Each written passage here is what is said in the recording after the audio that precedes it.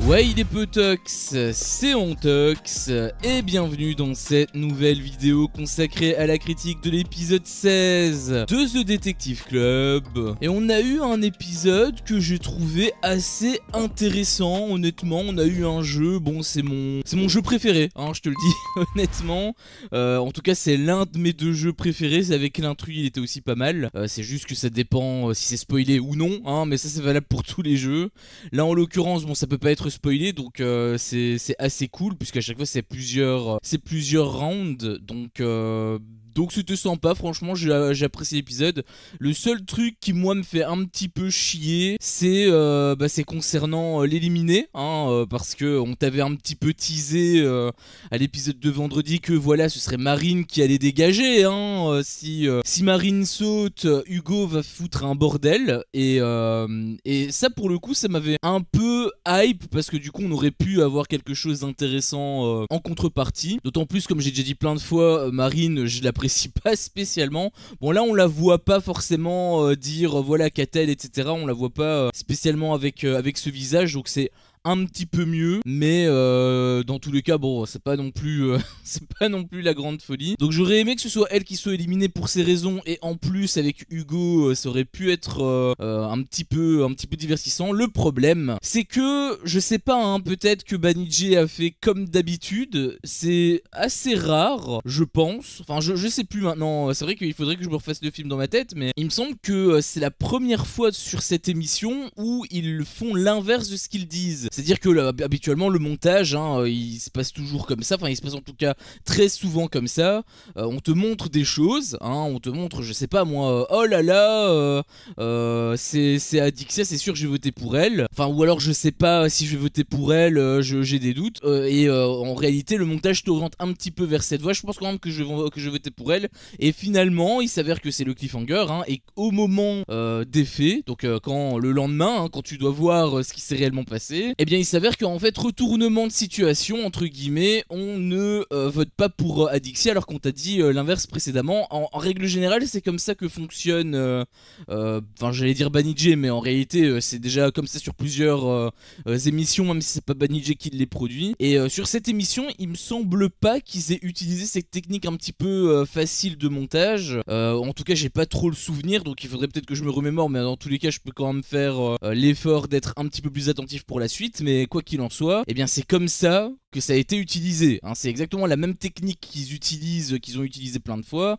On t'a fait croire que Marine allait dégager à l'épisode de vendredi, et finalement c'est pas du tout elle, ce qui fait que ça retombe vraiment à plat. Enfin l'épisode je veux dire au début est retombé vraiment à plat de dingue, donc j'étais un petit peu j'étais même grave en fait, j'étais grave déçu, je te le dis honnêtement, jusqu'à ce qu'il y ait un petit truc, c'est justement Lohan qui balance le fait que elle était peut-être proche justement elle était peut-être plus proche des voleurs que des enquêteurs, et elle dit n'est-ce pas Nicolo, donc sous-entendant que Nicolo est l'un des voleurs, et ça sort de nulle part, hein. Vraiment il me semble qu'elle a jamais émis cette hypothèse là dans les interviews ou autres, elle l'a jamais émis, et là d'un coup elle lâche la bombe comme ça, ce qui fait que tout le monde se retourne contre Nicolo. Enfin on l'a pas encore trop vu parce que ce n'est que le début, mais en tout cas il commence à avoir un début de suspicion par rapport à lui, et j'ai trouvé que c'était tellement soudain, je me suis dit mais attends, mais ça n'a aucun sens, ça n'a aucune logique, ou peut-être que ça en a, mais de la manière dont ça a été filmé,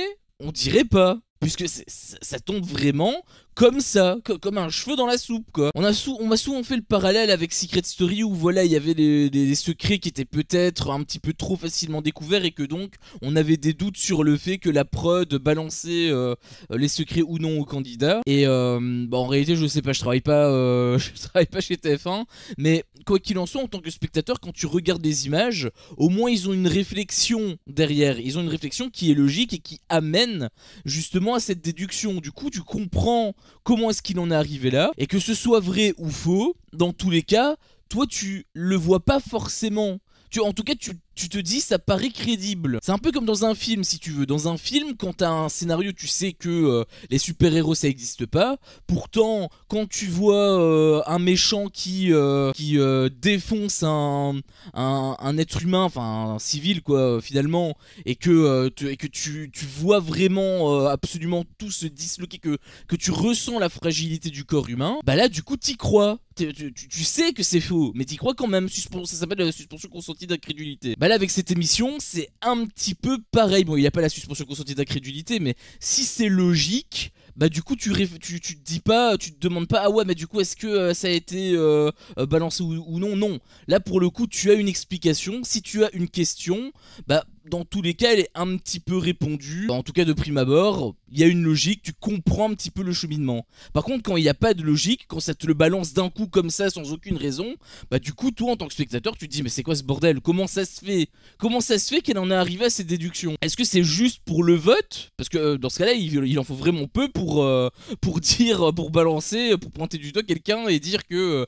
c'est lui le voleur quoi. Juste un vote contre toi, bah dans ce cas là ça veut dire qu'il y en avait plus que deux des voleurs hein. Parce que c'était pas le seul à avoir voté contre Lohan. Du coup je sais pas trop, j'avoue que je sais pas trop. Pour moi c'est clairement orienté, je le dis déjà plein de fois, à chaque fois on me dit que je suis fou, mais pour moi c'est clairement orienté. Même si quand tu fais un petit peu la rétrospective, t'avais Benoît à l'épisode de la semaine dernière, vendredi, qui disait ah j'ai pas envie de révéler mon vote, etc. quand on lui avait demandé qui allait voter. Et on sentait dans le montage, on sentait que tout le monde avait voté Marine. Tout le monde avait voté Marine. Et là t'es en train de me dire qu'en fait c'était pas Marine, c'était Lohan qui était en danger depuis le début. Il faut pas oublier que c'est une émission de télé-réalité, donc bien évidemment qu'il y a des phases, il y a des séquences qui sont scénarisées. Mais quand ce sont des séquences en rapport avec le jeu qui font quelque chose par rapport à tes attentes et que finalement ils y répondent pas, pour moi c'est pas forcément une bonne chose. C'est une surprise parce que du coup tu t'y attends pas étant donné qu'on t'a mis l'accent à mort sur Marine, donc c'est une surprise. Mais est-ce que c'est une bonne surprise? Pour moi non. Pour moi c'était même une mauvaise. J'aurais préféré que ce soit justement Marine qui dégage. Comme je l'ai dit, ça aurait vraiment mis beaucoup plus de piquant. Il y a aussi eu Giuseppa qui a été un petit peu dans les bouches à gauche et à droite. Et pareil, est-ce que c'est une orientation pour te dire ah tu vois en fait regarde jusqu'au bout, parce que Giuseppa est quand même un petit peu suspectée. Peut-être, je sais pas, mais dans tous les cas bon elle est un petit peu suspectée vite fait quoi. Parce que à part, en fait quand on parle de Giuseppa et de Enzo, enfin Enzo c'est sur la fin ça a été différent, mais en tout cas Giuseppa elle est pas suspectée une seule seconde, et quand elle est un minimum mentionnée, directement après tout est coupé en mode, enfin quand je dis tout est coupé je veux dire ils changent complètement de manière de réfléchir et ils disent ouais non en fait ça peut pas être elle. En fait ils annulent ce qui te prépare avant, tu vois, et ça c'est un truc que je trouve énervant à force. Autant ils te le font une fois ou deux au tout début, tu vois, et ensuite plus l'émission avance plus ça commence à être suspecté, ok d'accord. Mais là le problème c'est qu'il te rabâche toujours la même chose. Est-ce que ça peut être Giuseppa? Non ça peut pas être elle, elle aurait pas fait ça à Manon. On est dans un jeu, normalement t'es censé mettre tout le monde sur le même pied d'égalité. C'est pour ça que je préfère les traîtres, je te le dis honnêtement, je préfère les traîtres pour la simple et bonne raison que les candidats déjà de base ils ne se connaissent pas. C'est à dire que s'ils doivent suspecter un tel, ils suspecteront un tel. S'ils doivent suspecter un tel, ils suspecteront un tel. C'est pas genre ah oui en fait je te connais depuis 10 ans, dans ce cas là bah je te suspecte pas. Mais en réalité si, tu devrais la suspecter. Tout le monde devrait être sur le même pied d'égalité, et c'est ce que les candidats ne font pas. Alors il y en a certains comme Valentin par exemple que j'ai déjà mentionné plusieurs fois, qui a déjà encore une fois répété avec ses doutes sur Enzo et Giuseppa bah justement ça, le fait qu'au moins lui il suspecte les bonnes personnes, ce qui est un petit peu la base en réalité de cette émission hein. Normalement c'est censé être la base, et bien le truc c'est que c'est vraiment léger hein, parce que c'est discret de ouf. Déjà je comprends pas une chose, pourquoi est-ce que Valentin quand il parle de ça, à chaque fois pourquoi est-ce qu'il est en huis clos? En réalité il est pas en huis clos, mais pourquoi est-ce qu'il est à chaque fois isolé avec certains candidats? Il est isolé toujours avec un ou deux candidats grand max. Ce serait au contraire plus logique de le mettre, de le dire à tout le monde en fait, au public complet. Pourquoi tu le dis qu'à une ou deux personnes? Dis-le à tout le monde. Parce qu'en fait j'imagine, parce que là il y a le truc de la trappe et tout qui va arriver, donc j'imagine que la réflexion ça pourrait être aussi ah ouais mais en fait si je le dis à tout le monde, peut-être que je vais mettre des gens à dos, peut-être que je vais mettre des voleurs à dos, peut-être que c'est moi qui vais aller à la trappe, donc je vais le dire à une ou deux personnes pour éviter ce genre de problème. Sur le papier c'est pas bête. Mais le problème, c'est que en réalité, imagine, il l'avait dit à Adixia par exemple dans cet épisode, imagine Adixia c'est la voleuse, bah du coup s'il le dit qu'à elle, bah du coup automatiquement elle va dire ouais non t'inquiète je pense pas que ce soit eux ou oui peut-être, enfin bref, elle va te dire n'importe quoi et ensuite boum, elle va te dégager en fait. Et il y a personne qui sera au courant de ta réflexion. Alors s'il y a quelques personnes, hein, à gauche et à droite comme je l'ai dit, il a déjà fait part de son raisonnement plusieurs fois, mais c'est léger de ouf en fait, c'est vraiment léger de dingue. Alors que s'il le dit à tout le monde et que finalement c'est lui qui est éliminé, bon, il se sacrifie quelque part, c'est dommage, mais la place des voleurs, bah, elle est directement en jeu. Tout le monde saura qui sont les voleurs, en fait. En plus, là, est-ce qu'on n'a pas déjà un petit peu quelques noms pour les prochains éliminés? Parce que bon, il y a Marine, bien évidemment, qui est dans le viseur, hein, puisqu'elle a été dans le viseur cette semaine, donc elle le sera probablement également la semaine prochaine. Encore une fois, c'est une nouvelle. Exactement même titre que Lohan, hein, c'est Lohan également qui est éliminé, donc nouvelle aussi. Ensuite, il y a Catel, hein, où là on n'en entend plus trop parler, mais je pense que son nom va très vite ressortir. C'est parce qu'il avait Lohan qui était un petit peu devant, qui avait pris la lumière, mais je pense honnêtement que ça va se jouer entre Catel et Marine. Et peut-être aussi, pourquoi pas, peut-être aussi qu'il y aura Nicolo. Alors Nicolo, il n'est pas aussi nouveau que Lohan, Catel, etc. Il a quand même un petit peu plus de contact. Mais bah il reste un nouveau quelque part, tu vois. Il n'est pas non plus ancien. En tout cas, il fait pas partie des grosses têtes. Julien Tanti, encore une fois, c'est lui qui a balancé plusieurs noms. Il a balancé le nom de Nasser, il a balancé le nom de Lohan. Il s'est planté plusieurs fois. Et t'es en train de me dire qu'il y a absolument personne qui le suspecte. Alors que le mec, il a un comportement quand même chelou, hein. Il parle d'enquête, il change de sujet de conversation. Bon, encore une fois, nous on sait que il fait pas ça parce qu'il est voleur, puisqu'il est pas voleur.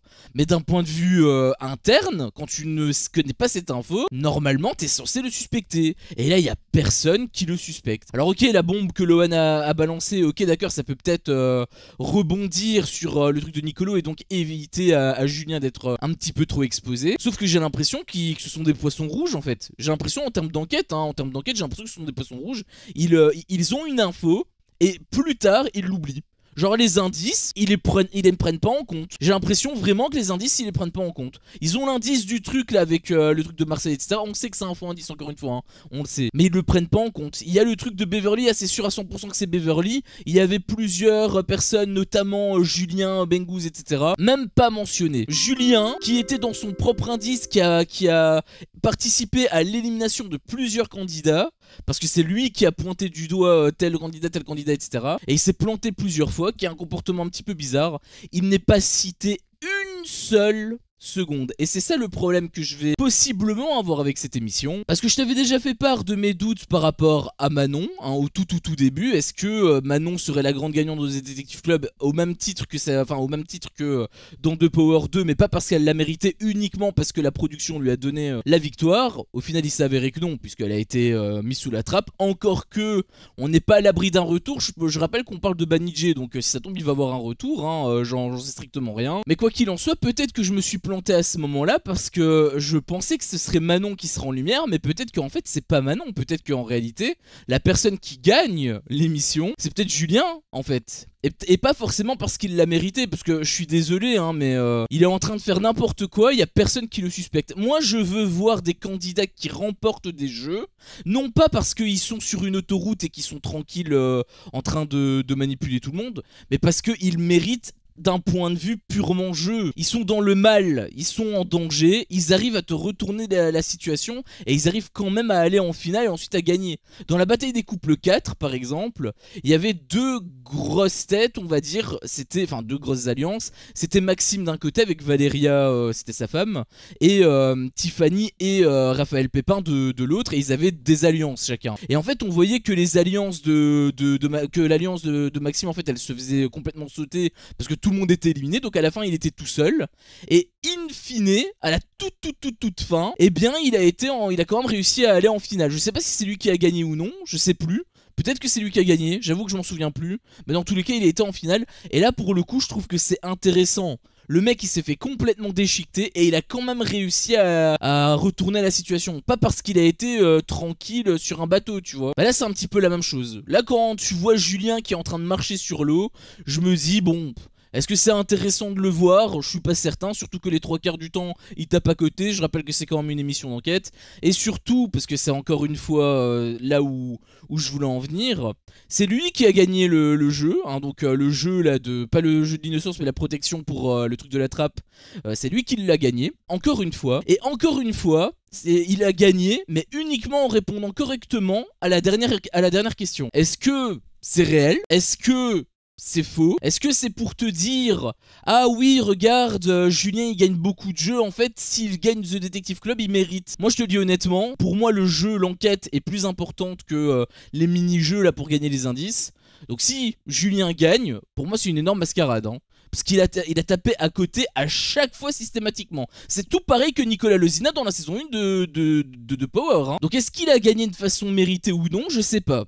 Moi honnêtement j'ai des doutes, j'ai de gros doutes. Bon après il faut quand même le dire, j'avais peur en fait hein, par rapport à ça, parce que normalement c'était pour récupérer la protection contre le truc de la trappe, l'élimination de la trappe. Et cette fois-ci eh bien ils ont proposé deux possibilités, alors pourquoi je ne sais pas hein, mais ils ont proposé deux possibilités, soit de gagner l'immunité de la trappe, soit avoir un indice supplémentaire.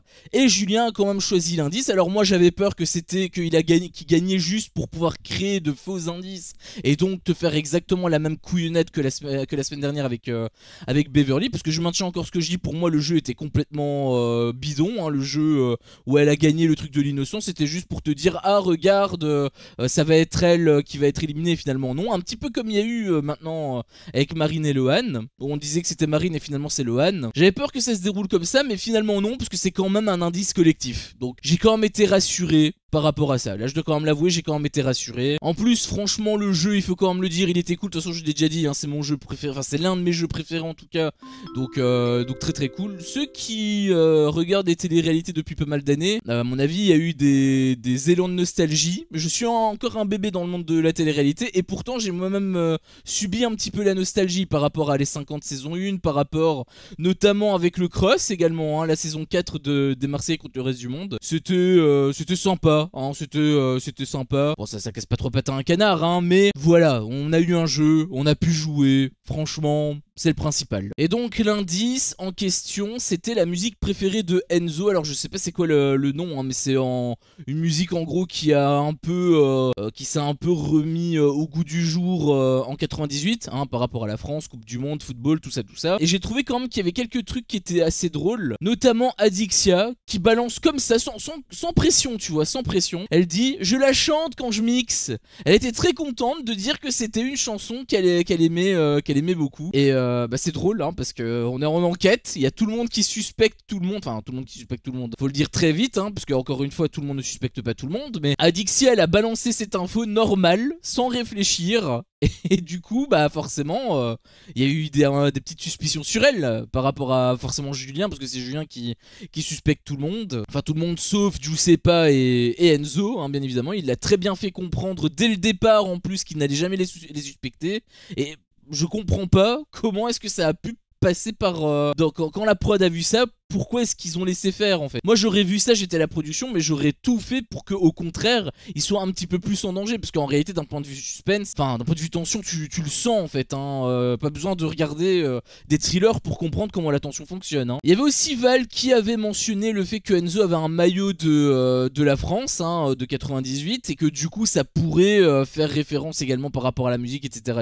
Et c'est là où justement il a balancé un petit peu ses doutes à Adixia et tout. Et là où j'ai trouvé que ça a commencé à puer la merde, heureusement que c'était sur la fin, donc au moins c'était quand même un petit peu rassurant pour moi. C'est toute la séquence où tu as Beverly, t'avais également Benoît, et t'avais je sais plus qui, c'était une troisième personne. Ah bah c'était Adixia, justement c'était Adixia qui avait fouillé les affaires de Enzo pour récupérer ce fameux maillot, pour avoir la preuve en fait qu'il avait ce maillot par rapport à la musique et tout. Et ils l'ont trouvé, et je sais pas, enfin comme d'habitude c'est ça moi qui me fait souffler à chaque fois, c'est que Ils en font tellement des caisses tout le temps pour rien, quoi. Ils trouvent un maillot, ils sont super contents, ils essaient de calculer des dates pour voir si ça corrobore avec le truc de 98, alors qu'en fait ça corrobore pas du tout. S'il est né en 98, comment il aurait pu être au courant de ce qui s'est passé en 98? Peut-être que c'est juste un fan de foot et que quand il a vu le truc en 2018, bah il s'est replongé sur ce qui s'est passé 20 ans plus tôt. Et c'est peut-être pour ça que, ah bah ok, il a revu les matchs en rediffusion, il a kiffé. Enfin, j'ai pas compris pourquoi ils ont calculé sa date de naissance. Je te le dis honnêtement, j'ai pas compris. Si ce n'est pour rallonger la séquence, hein, parce que franchement, cette séquence, elle servait strictement à rien. Si jamais il y a le délire avec le maillot, pourquoi tu lui demandes pas directement? T'es obligé de fouiller ses affaires pour avoir la preuve ultime qu'il a un maillot. Valentin, il pouvait pas parler à Enzo et lui demander si il a bel et bien un maillot de 98, etc. pour orienter un petit peu les trucs. Ça fait typiquement séquence de télé-réalité. Et enfin, de télé-réalité moderne, je parle. Et franchement, mais ça pue tellement la merde ce genre de séquence. Toi t'as kiffé la séquence comme ça? Encore une fois, heureusement que ça n'a pas été très long, mais c'était quand même relou. Surtout quand à côté t'as une enquête qui... Enfin, j'allais dire n'avance pas, en réalité si ça avance, en réalité le jeu avance quand même. D'ailleurs comme je l'ai dit, il y a eu le jeu avec l'immunité, enfin du coup c'était un indice, mais il y a quand même, le jeu avance quand même, sauf que comme l'essence c'est l'enquête, comme je l'ai dit déjà 20 000 fois, si les voleurs ne sont pas en danger, on s'en bat les couilles. Le seul moyen qu'il y avait pour que on soit quand même à fond dans le jeu, même s'ils étaient à côté, c'était qu'on ne connaissait pas l'identité des voleurs. Manque de peau, ils nous l'ont révélé, et du coup, bah, si les principaux concernés ne sont pas en danger, bah, on s'en fout. Enfin, je sais pas vous, hein, n'hésitez pas à me dire, mais moi, je ressens rien, quoi. Je regarde les épisodes, je m'en bats les couilles du début jusqu'à la fin, quoi. J'ai des petits sursauts quand il y a le nom de Giuseppa et Enzo qui sortent, tu vois, j'ai des petits sursauts comme ça. Mais le problème, c'est que ça dure jamais bien longtemps. Chaque fois qu'on te parle de Giuseppa, la phrase d'après, en règle générale, c'est ah mais non, ça peut pas être elle, elle aurait pas éliminé Manon quand même. C'est directement là pour annuler tout ce qui a été dit. Bah du coup, me fais pas sursauter, laisse-moi me faire chier du début jusqu'à la fin, comme ça au moins j'espère pas, tu vois. Là il y a le truc avec Enzo et tout, j'ose espérer qu'ils vont continuer à rester sur cette piste. Parce que si c'est pour à l'épisode de demain me dire ah oui mais non mais en fait c'est juste un maillot que j'aime bien et tout, et que les autres disent ah ok d'accord bah c'est pas Enzo, hein, ça peut pas être lui. S'ils font ça, franchement, bah tu vas m'entendre gueuler. Parce que j'en ai plein le cul qu'on te montre des choses qui peuvent être intéressantes et où finalement, bah ils partent complètement à l'ouest en fait. Donc faudra voir, bien évidemment, faudra patienter. J'espère quand même que les voleurs vont commencer à être en danger parce qu'on a l'épisode 16. On a l'épisode 16, je sais pas combien d'épisodes il y a, peut-être qu'il y en aura 35 ou 40 ou 50. Mais dans tous les cas, ça commence à être ralenti de dingue. Ça commence à devenir ennuyeux. Encore une fois, il y a des petits jeux et tout qui sont quand même assez cool. Mais l'essence même de cette émission, c'est quand même l'enquête. Si il y a jamais rien du début jusqu'à la fin, on s'en fout dans ce cas-là. On se fait chier, on regarde. Un petit peu comme avec The Power, on regarde l'émission, mais sans rien ressentir. Coquille vide, le truc. Donc j'espère que ça va commencer à être un petit peu mis sous tension. Surtout que le début de l'émission, c'était vraiment très intéressant. Bon, ok, d'accord, je pense honnêtement que la première semaine, elle était complètement scénarisée. Hein. Le fait que ce soit Riyad qui a été éliminé en premier, et le fait que Manon ait été mis à la trappe, je pense que c'est vraiment juste pour la première semaine, pour taper un bon coup et dire ah vous voyez, il va se passer des trucs, regardez notre émission.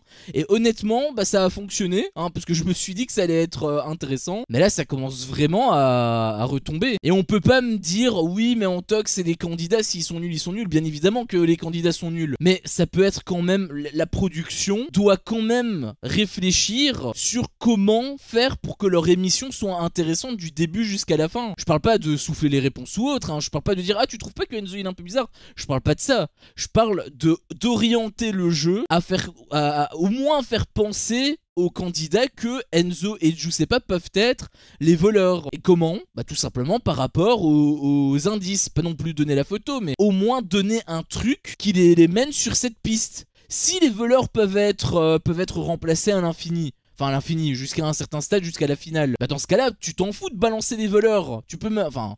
Non, il faut pas que ce soit trop facile non plus, mais si tes voleurs sautent, c'est pas grave, l'émission ne va pas durer que 15 épisodes. Ils vont quand même rallonger l'émission en remplaçant à chaque fois un voleur, tu vois ce que je veux dire. Donc dans tous les cas, il n'y a pas de problème de durée. Le seul problème qu'il y a, c'est la tension. Donc s'il n'y a pas de tension, bah on se fait chier en fait. Bon, en tout cas, moi, je me fais chier. Là, il a un petit sursaut. Encore une fois, ça peut être intéressant. Mais est-ce qu'ils m'ont niqué juste pour le cliffhanger de l'épisode de lundi? Je sais pas, j'espère pas. Bah, dans tous les cas, on verra ça demain. Mais ça commence à être problématique, en fait. Ça avait un potentiel énorme et finalement, bah, tout est bousillé pour rien, quoi. Donc, je trouve que c'est dommage. Après, bien évidemment, ce n'est que mon humble avis. Toi-même, tu peux avoir le tien, c'est justement moi ça qui va m'intéresser maintenant. Est-ce que tu es d'accord avec moi ou est-ce que tu n'es pas d'accord avec moi? Si jamais tu es d'accord avec moi, n'hésite pas tout simplement à liker la vidéo. Et si tu n'es pas d'accord avec moi, ou encore que tu es d'accord avec moi mais que tu as envie de rebondir sur certaines choses, que tu as envie de rajouter certaines choses que je n'ai pas